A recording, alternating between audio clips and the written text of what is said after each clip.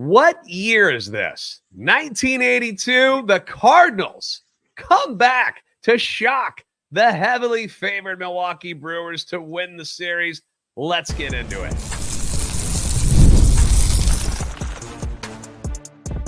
You are Locked On Cardinals, your daily St. Louis Cardinals podcast, part of the Locked On Podcast Network, your team every day. Hello, I am JD Hafford, and I'm a national radio sports anchor, born and raised in the Loop, and a lifetime Cardinals fan. I'm your host for Locked On Cardinals, Chuck Freeman, veteran radio and TV personality in the wonderful state of Wisconsin, host of Locked On Brewers. And we are here as part of the Locked On Podcast Network, covering your team every day. You can follow both of us and our podcast on Twitter, X. We want to thank those of you who make Locked On Cardinals and Locked On Brewers your first listen every day. We're free and available wherever you get your podcast. Very, very simple to find us. We're all over the place. We're also on YouTube. If you want to join us there, make sure you come on by, like, subscribe, and comment. That way you can interact with us and hit that notification button so you know when new episodes are posted. Today's episode brought to you by SupplyHouse.com. It is the reliable way to get parts fast. Shop for your next plumbing, HVAC, or electrical job and get fast shipping from coast to coast at SupplyHouse.com. So, a couple of days ago, Chuck and I had a nice conversation about our baseball teams. And then they went out and did kind of the exact opposite of what we thought was going to happen. At least I can say that on my side, Chuck. I did not expect the Cardinals to take 2 of 3 in this series. They are desperate and they needed to do that, but they win in dramatic fashion on Wednesday night after a super tight game on Tuesday, and then Thursday shutout win by the Cardinals. Chuck, I did a lot of whining. Okay, I went back, I listened to our episode, did a lot of whining, a lot of crying, a lot of bitching and moaning on behalf of Cardinal Nation as we sit here and sulk after another tough season. Now I need you to tell me how the Brewers fans are taking what just happened in this series, because me and you were texting back and forth, and the Brewers fans take things very personal, kind of, hey, end of the world after a 1 loss, and now they lost 2 in a row. How's everybody doing there? I was afraid to go on Twitter, so I didn't after the game. After the game, sometimes you just want to stay away from Brewers Twitter. Sure. Packers Twitter, Bucks Twitter in this state, because we lose a couple of games here in the state. And we've been down this road before, the Milwaukee Brewers, where they've lost 3 games in a row. And it's like people think that the slide is going to happen. And I know after these 2 in St. Louis, it's not like anybody's worried about losing this division, because that would take a monumental collapse. Sure. So much equity. But I think fans are always, I think there's always that in the back of our minds. Oh boy, because things are going so well. And then, they haven't been hitting. They scored 6 runs on Wednesday night, but for the most part, they're scoring 2 or 3 runs a game. Didn't score at all on Thursday. So, yeah, I think in the back of our mind as Brewer fans, and as a guy who's covered the team, it's always like, oh boy, is this on the road for a 5 or 6 game skid? And in the terms of the division, okay, they can handle something like that, but not if you're trying to catch the Dodgers and Phillies and avoid that wild card round, which so I was telling you the other day, I'm desperately trying to avoid that. You guys feel you're back in it? Do you guys feel you're back in it, or at least the wild card? No. I think we are very realistic about what's going on. I don't know if you caught any shots of what it looked like in the stands at Busch Stadium over the last 3 days. They set record lows for attendance, paid attendance, mind you, where they were at like 30,000, and then it was below 30,000 for the first time ever at Busch Stadium 3, when it wasn't like a pandemic affected game, where they fell under 30,000 tickets sold for the first time in this series. And then it just kind of dipped a little bit each game and was at its lowest, but there was probably half of that, maybe. What we were told was there was like around 17.5 were actually in the stadium for Wednesday night's game. And I don't even know what the numbers were on Thursday, but day games are kind of tough to figure out. I mean, it's hard to judge that, but still, the fan base has kind of said, we get it. It's over. We're checking out, and they haven't been coming to the games. And so I think as exciting as it was for the Cardinals to specifically Wednesday night's game was, that was a fun, dramatic walk-off win by Nolan Arenado. That was cool because we haven't had a lot of those moments this year. And then to get the shutout win on Thursday, as nice as they are, I think our fans are smart enough and they understand where they are. I mean, still 10 games back behind Milwaukee in the division as far as the wild card goes. We're still sitting at 5, which is not impossible because people are, the positive Cardinal fans have been hitting me up. Remember when the Braves lost that 10-game lead and the Cardinals snuck in? Yeah. Oh, yeah. Old, 2011. I was telling you that the other day.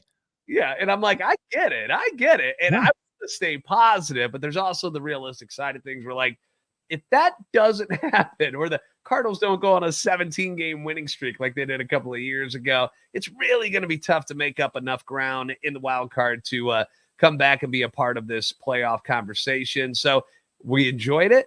We thought it was nice. We're not getting overzealous about it. Let's put it that way. So, sure. But it was fun. We enjoyed it. Walk-off grand slams by Nolan Arenado and seeing some passion in that game, getting the Luken Baker home run in that game as well was a big thing. He was somebody they just called up and to face left-handers, and it just kind of worked perfectly in that game on Wednesday where he was able to tie it up. But, as soon as they did that, boom, the Brewers answered right away. Mm-hmm. I don't know if it took the wind out of the sails of the Brewers or they were just tired for the day game on Thursday, but, it didn't look like the same team at all on Thursday. The at-bats were different. There didn't seem like there wasn't a lot of energy on the Brewers side of things. Not that there was tons of it on the Cardinals side, but a little bit more coming off that big victory. Well, I think the offense is somewhat of a concern because it's not consistent enough, and the Brewers go through these things, and I feel like they're going through one now since last Saturday night. They're going through one of these freezes, and I'm hoping, and Brewer fans better not think, oh, all right, they got Oakland on tap because Oakland's going to give them some problems. Oakland's given a lot of teams problems. I think people think going into Oakland where you play the A's is just going to be, they're just going to lay down. They got some talent. Even though they made some trades, they got some talent over there. And their record isn't flashy, but they're going to play a spoiler and they're going to play hard. They swept the Brewers in a 3-game series. This is not going to be easy. I'm worried about going into those 3 games with Oakland this series. But pitching was there. It's funny, though, in this series, you said the Brewers heavily favored. And actually, 2 of the 3 games, the Cardinals were favored in this game. Were they really? The Cardinals were favored on the betting line Tuesday. They were favored Wednesday. The Brewers were a slight favorite today because of Freddie Peralta. Buddy of mine, who I like to talk out of his bad bets because he likes to go up against the Brewers when he senses things are going bad. So he calls me up on his way down to make a bet at the casino. And he says, I'm betting against the Brewers today. And I've talked him out of it majority of the time. Wednesday night, he said, you know what? They're not winning 7 in a row. And sure enough, they did.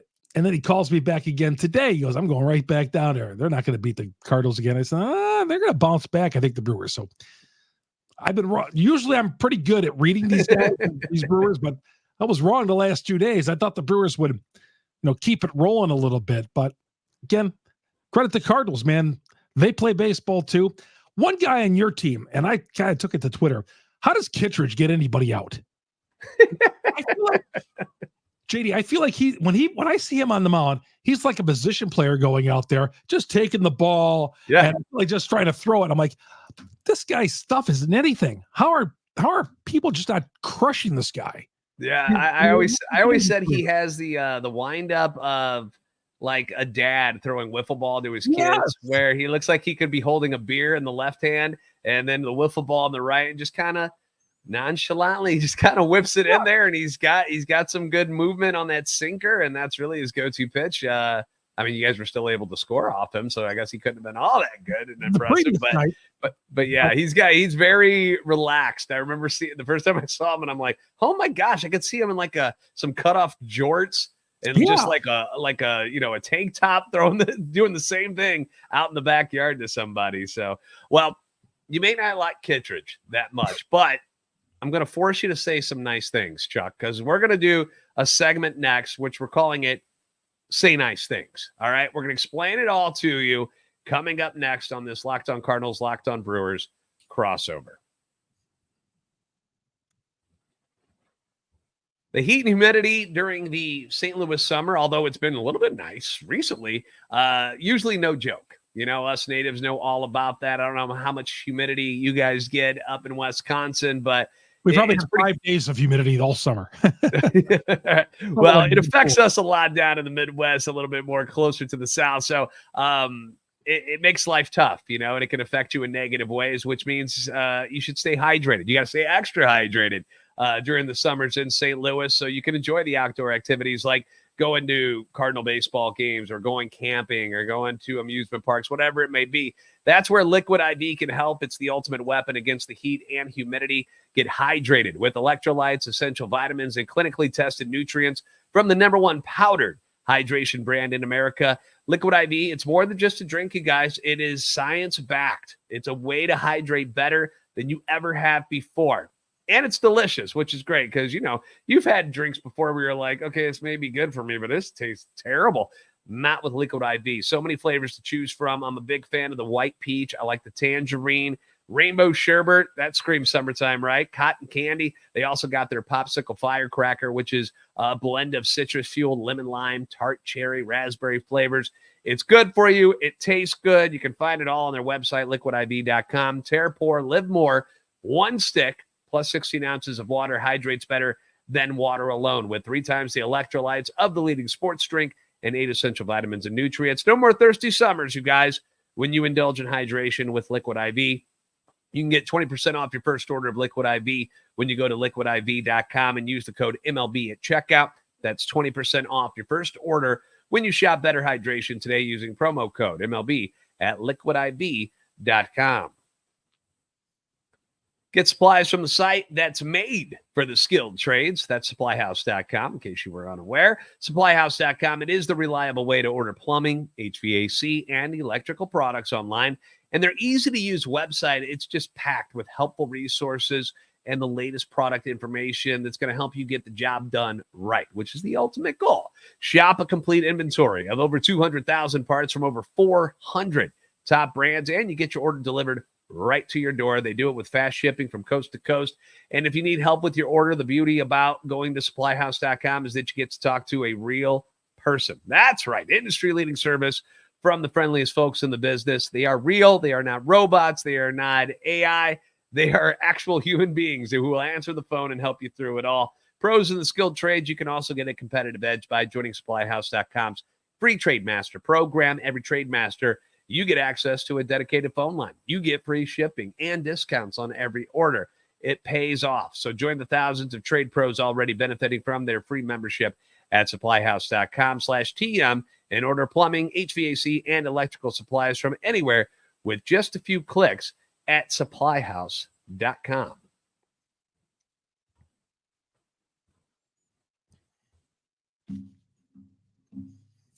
Thank you for making Locked On Cardinals and Locked On Brewers your first listen today. For your second listen, enjoy the Locked On MLB podcast with our friend Sully, who is there daily to provide national expertise with his trademark humor to help you get ready for the MLB playoffs here in the dog days of summer. Prepare for the Fall Classic with Sully, who has it all covered every single day on Locked On MLB, which is available on YouTube or wherever you get your podcast. Part of the Locked On Podcast Network, your team every day. JD Haffron from Locked On Cardinals, Chuck Freeman from Locked On Brewers. It's time for the Say Nice Things segment, Chuck. And this is where we tell each other nice things about the other team. All right. And despite the fact that, you know, the Cardinals took 2 of 3, you got to be nice. And you got to say a couple of nice things about either what happened in the game, a certain player, maybe it's something that happened during the game outside of actually play on the field. Whatever you want to say that is nice, Chuck, you get to go first. So things that stood out in the series that made you say, you know what, that was good. You're up, buddy. What do you want to say? I like the arch. I think it looks pretty cool back there. I love the arch. It is cool back there. I love John Rooney. Nootbaar, I think. I think Nootbaar is, even though he's hitting, 230 or so, I think Nootbaar, don't give up on him. He's still got a lot of talent. Wouldn't quite give up on him. just yet. Dylan Carlson's a little bit of mystery. I wouldn't give up on him. He's got the 19 home runs. I still would not give up on him. But Nolan Gorman. Dylan Carlson got traded. Right? Oh, Nolan Gorman. Sorry. Gorman's who you're talking about. Yeah, Nolan Gorman. Yeah, Nolan Gorman, who struck out the end of the game the other night. Nolan Gorman, I wouldn't give up on. I'd give up on Dylan Carlson, but not Nolan Gorman. He's in Tampa Bay. We don't care what's happening to him anymore. I don't know why I got this. So those are the guys. I think, it's been a down year for your team, which no one's going to cry for the Cardinals, as you know. Yeah, they sure aren't. You know what? It's the off season, and I think, you were telling me the other day that maybe this is kind of a wake up call for the front office that they need to get going a little bit. Yeah, seeing the empty stadium is, when there's no butts in the seats and you're hurting the wallet of the ownership, then usually that's kind of when change is going to happen. It's we're tired of mediocrity over the last couple of years, and maybe ownership just needs a kick in the pants, and hopefully seeing all of those empty red seats will be an awakening for them. We'll find out. I don't know if it'll work or not, but at least the voices of the fans are kind of being heard here about like, hey, we're not interested in watching what you got out there right now. So, well, when you say like 17,000 fans were there, remember some of those fans are Brewers fans too. So it's true. It's true. I got a text from some people though, because they had read that and they were like, you know how many franchises would kill to have 30,000 sold on a Tuesday, and you guys are crying about it? I'm like, I know, I get it, but at the same time, it's weird for St. Louis to do that. That's different not standard. Normal. Nope. You guys have set a standard, a certain bar, and that should be the bar. You shouldn't have to lower the bar. Yeah, I agree. I applaud the fans, man. It's your money. You decide what you want to do with it. You don't like the product on the field, by all means, don't go. I don't blame you whatsoever. Don't go, all right, I'm going to say something nice about you guys, because there was a lot of things, and going back and forth with some of the Locked On Cardinals fans on Twitter, where we all kind of recognized a few things that were really nice about the Brewers. One thing, first off, the defense. Defense is so impressive. And they robbed Nootbaar of a home run in Thursday's game, but it just seems like they are so well positioned, like almost every single time, especially in that game on Tuesday. If there was a line shot that the Cardinals hit and got good wood on the ball, right at somebody, they were right there, or within a couple of steps. And it's such an athletic team defensively that the Brewers are fielding, which is going to make things really, really tough. You guys keep the ball in the ballpark, it's going to make it really, really tough for other teams to put runs on the board against you guys. So what do you guys feel like is the key to the defense that makes you guys as good as you are at it? Because I came away from that going, gosh, I remember those old Cardinal teams used to look like that. Well, the Brewers are very strong from third to second. Rhys Hoskins has been playing well defensively, made a nice stretch tonight, I think, or this afternoon. I was on a play that was the call was reversed at first base, but second base, Terang, rock solid, A+ defender. Thomas, rock plus, A+ defender, rock solid at shortstop. Same with Ortiz over at third base. So yeah, the Brewers have got speed, team speed, and athleticism. Yeah, and Yelich not being out there in left field, I know it sucks losing his bat, but defensively, you guys are covering a lot of ground out there. Sure. And Yelich could run. He can. He runs like a deer. It takes him 2 strides and he's halfway across the diamond. So yeah, they do miss Yelich in the middle, and like times like this when the offense is bogged down, they could use a bat like Yelich in the middle of the lineup, because I feel like the third place spot in the lineup right now is kind of a big hole with these guys. But they are an athletic team. They're a good team. It's just a matter of are they good enough to win a World Series? Well, you got about 6 weeks to figure that out, because they're pretty sure they're going to the playoffs. Another thing that stood out to me, I guess this is turning them in. I just want to say nice things about you guys.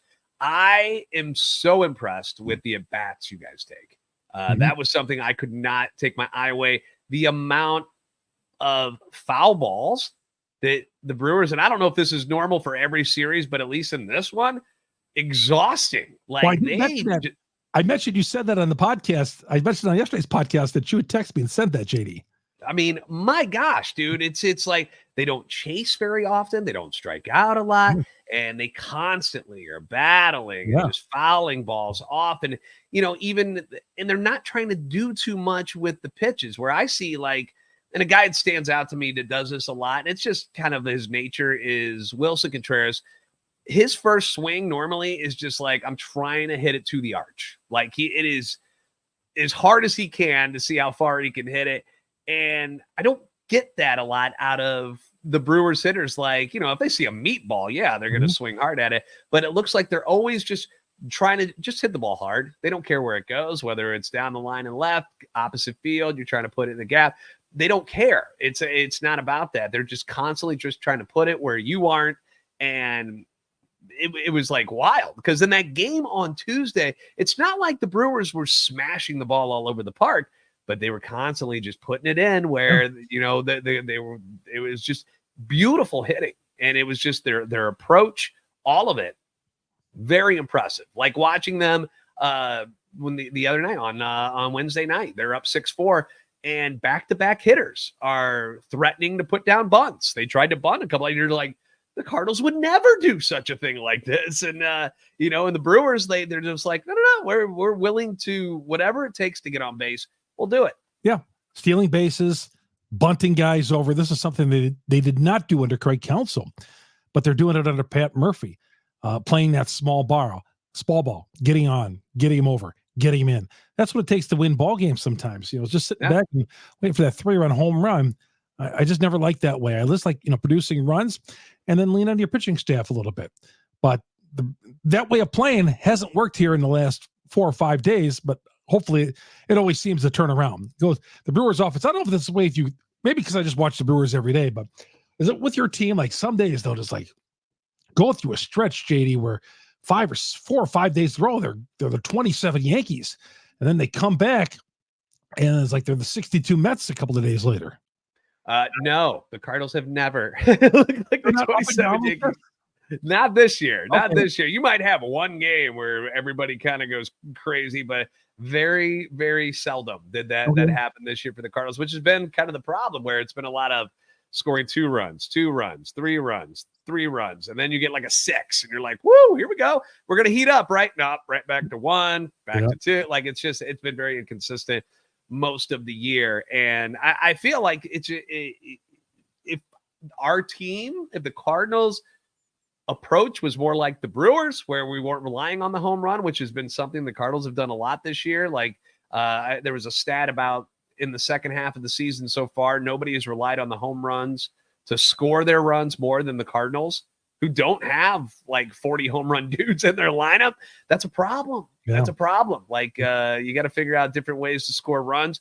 They kind of did it on Thursday, which was nice to see, where, got a couple of hits from Victor Scott II. You saw him steal a base here and there, a couple of blue pits here and there. Like it wasn't all about the home run, and they looked like a more rounded baseball team when they look that way. So sure. I hope they can do more of that, to be honest with you. Well, you guys look like a playoff team the last 2 nights.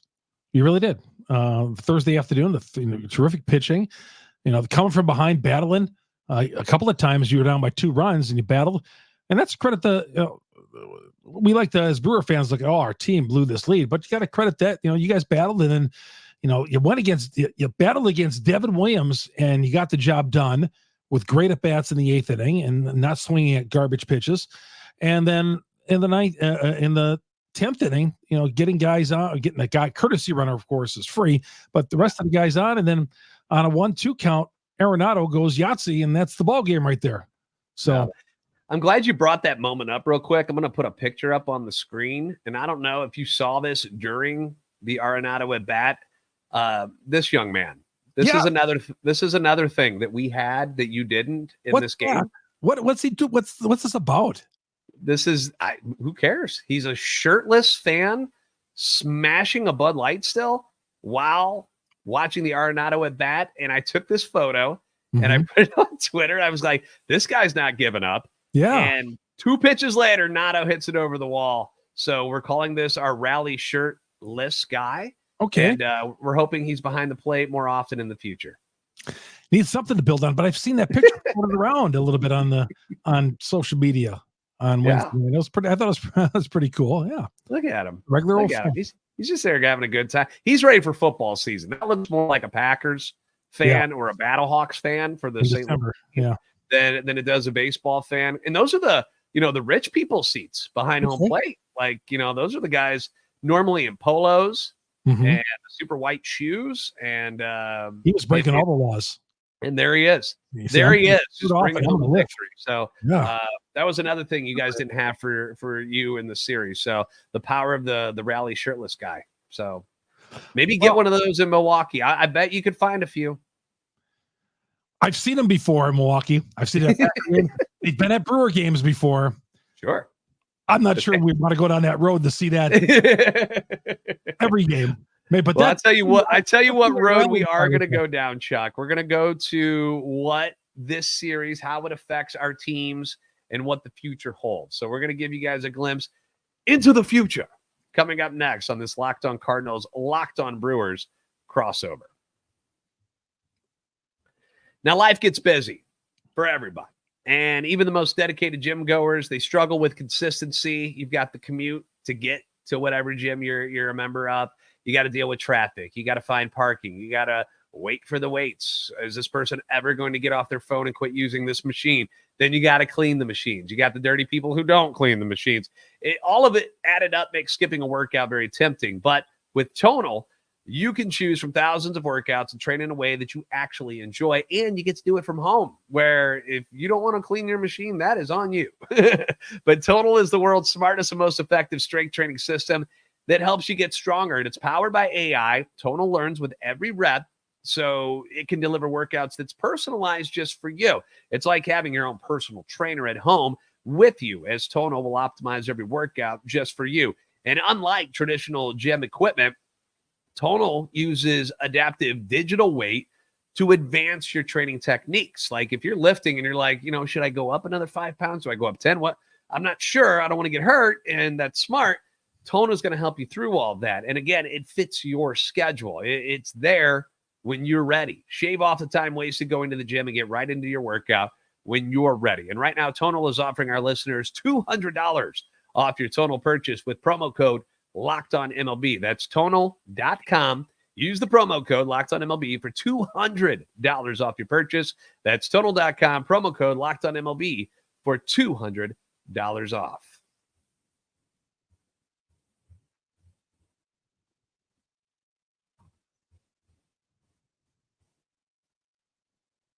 Thank you for making Locked On Brewers and Locked On Cardinals your first listen today. Now go check out Locked On MLB podcast, which is our buddy Sully, helping you get prepared for the Fall Classic. He's got it all covered every single day. Find the link to Locked On MLB in the description so you don't need to search. Part of the Locked On Podcast Network, your team every day. Chuck Friedman from Locked On Brewers, JD Haffern from Locked On Cardinals here with you. All right, we talked about what the fans are thinking. What do you think is the effect that this series will have on the Milwaukee Brewers moving forward, considering coming into the series, you owned the Cardinals, and now you come away and you've lost 2 in a row to them. What do you think the team's feeling on this one, and how will they react to what just happened? Well, the Brewers have these T-shirts that Pat Murphy made for them a few weeks ago called Undaunted. Undaunted. And that's what these guys are. These guys seem to take every punch. They might go through a little bit of a slide. They had a 3-game skid a week ago, and then they won the final 2 games against the Dodgers, swept Cleveland, won the first game in St. Louis. So we just got to chill out. I think they'll chill out. They'll move out into Oakland. There's no off day here, coming off the getaway day, and I think they'll be just fine. But Oakland is going to give them a battle. It's not going to be easy. San Francisco is going to be here next week. This is a tough August schedule for the Milwaukee Brewers. So no shame at all losing to the St. Louis Cardinals. And I was looking at, I did take a look at Twitter, and some people thought the Brewers are just going to blast through this series. No, even though I said earlier, don't bet against the Brewers, it was not going to be easy. The Cardinals were just not going to lay down and die for the Milwaukee Brewers. So if Brewer fans thought that, they had another thing coming. But that was something that our manager, Ali Marmol, said after the game on Tuesday, which was an excellent ball game. It was a tight game the whole time, and the Brewers came out on top. And that was one thing he said. He was like, look, they had the bases loaded. They had it all set up, man. They had their big guns, and Goldie and Gorman coming up, bases loaded, 1 out, and back-to-back strikeouts by Devin Williams. And they're like, is this it? Is this going to devastate the guys to no end, where this is where they really fall apart again? And he's like, no. He's like, it's going to be a tough climb to get to the wild card and get to playoffs. We get that, but we are not going to quit. These guys are not quitters. They're working as hard as they can. They know that the results aren't where they need to be, but we're not quitting. Nobody here is quitting, so don't expect it. And there was an at-bat that Arenado had, I think it was Wednesday night, stretched kind of a single. He could have taken a lazy single there, but he stretched it into a hustling double. And I don't remember what inning that was. I think it was toward the end of the game. But one of those things. And here's a guy who's got a guaranteed contract. I thought, man, legging that out on a team that, you might argue is not going anyplace, but legging that out and stretching into the double, I thought that said a lot right there to me.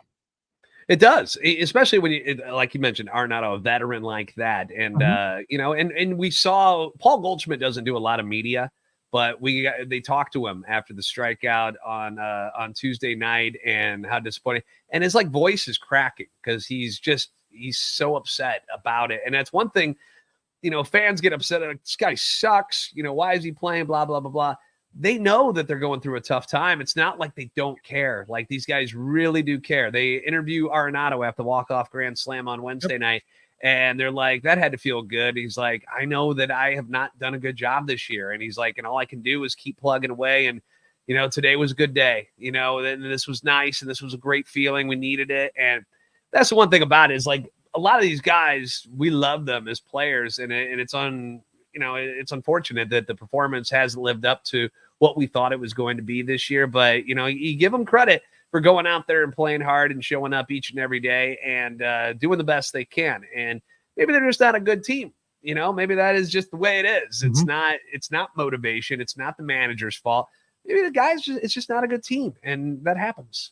You said Goldschmidt doesn't do a lot of media. He's not talking to the media after games. He's doing one of those things. He's just a quiet guy. He doesn't do a lot of interviews after any games. It's not, and that was the thing is like, oh my gosh, he's going to talk to us after one of his toughest at bats of the year. And people wonder why MLB has got, because you never see that in the NFL or in the NBA, but you see it in Major League Baseball still. Some of these guys, they don't want to talk to the media and they don't want to get out there and they want to go hide in the trainer's room. But he's the same too. Even when he won the MVP and he was creaming the ball, he was still not the guy that, to go for the soundbite after a game. Like, he's just the faces of that franchise though right now. I disagree with that. Yeah. Well, and then as far as the Cardinals going on into the future, we get to go to play another playoff team. Chuck, we're off to go see the Minnesota Twins. Oh, okay. And have you guys faced them this year? Played them a couple of times. Won 2 games up there right after the All-Star break. Played 2 games up there and split with them. Twins are actually here on opening day for the Brewers. So way back in April. Split a 2-game series here. Won 2 games out there right after the All-Star break, and I was like, man, here we go. And but the Twins play good baseball. Yeah, they're a good team. That's not going to be an easy series. They play in an open air stadium, which I never would have guessed why Minnesota would have Minnesota an open air stadium. But it'll be a fun series. But if you have in August like this, it's okay as long as you don't have a rainstorm moving in. Right. Well, it should be interesting because it's just another test for the Cardinals. I mean, if you're gonna squeeze into this thing, you're gonna have to beat the good teams because I got a lot of them lined up here for the rest of August. You will have Andre Palante on the mound on Friday, and then it's Sonny Gray back at his old stomping grounds of Minnesota on Saturday against Pablo Lopez. So that should be a pretty cool pitching matchup. But the Cardinals are going to be up there for 3 games. Then you get Eric Fetty on Sunday, and the same mindset going into this series against the Brewers. These teams on paper are better than you right now, but if you can catch a streak, which they were able to get 2 in a row here against Milwaukee. These were big wins, psychologically. I think they were big wins to finally beat the Brewers. I mean, they only had 1 win against them so far this year. So to get them twice, maybe that, as when I said earlier, a kick in the pants for ownership. Maybe it was a kick in the pants for the players, and they'll kind of come together now that they've gotten a little taste of winning. I think if the Brewers would have swept this series, if they would have won on Wednesday and somehow won on Thursday and swept St. Louis, I think that would have really decimated the Cardinals. It would have the Cardinal fan base for sure. That would have been all right. We're benching all the veterans, bring all the kids up time where there's we don't need to see anymore. We've had enough. It's over. Turn the light off when you're done. But now, man, they're feeling a little good. They've made some roster moves, and they were able to beat a very, very good Milwaukee Brewers team twice. So why not keep it going and go take them out in Minnesota? That's the idea. So, well, we wish the best of luck to you guys in Oakland, because we know we're not going to catch you in the division, but, maybe we'll see you in the playoffs at some sort. And we still got to play each other one more time in Milwaukee. We're not done yet. I do not want to see you guys in the playoffs. I'll tell you that. I did in 2011, JD, when you guys beat the Phillies, and I was doing sports talk in Milwaukee, and we were like, oh, great, they beat the Phillies. Oh, we're going to roll right through St. Louis. That worked. So I never want to see the St. Louis Cardinals in the postseason. Bad things happen to the Brewers. Well, we're going to see each other one more time in September in regular season, and maybe we'll see. Maybe the Cardinals will be on a roll at that point, and it'll actually mean something. So obviously it'll mean something for the Brewers, who continue to fight for one of the top seeds in the National League. So we will meet up again then and have some conversations. You bet. All right. Thank you guys for making Locked On Cardinals and Locked On Brewers your first listen every day. If you haven't already, give us a follow on Twitter, X, both me and Chuck available there. Of course, the podcasts are on there as well. Like, subscribe on YouTube to both of our channels, and we'll see each other in the future. Thank you for being a part of this Locked On Podcast Network crossover, your team every day.